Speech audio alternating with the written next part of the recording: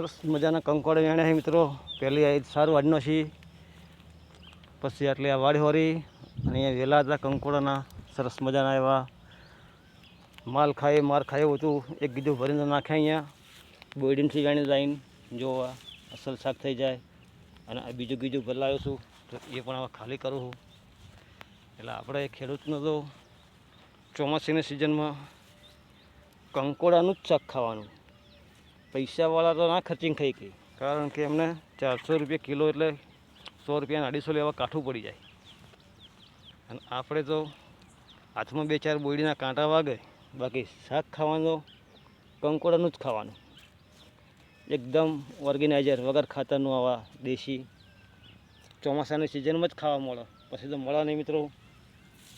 જો આપણે દાંતરડું હંગાત રાખવું પડે સાર વાઢવાની. અને કંકોડા વાડે વાડે વેડે જવાના. હવે સાર વાઢી ગયા, કંકોડા શાક કર્યા થઈ ગયા મિત્રો.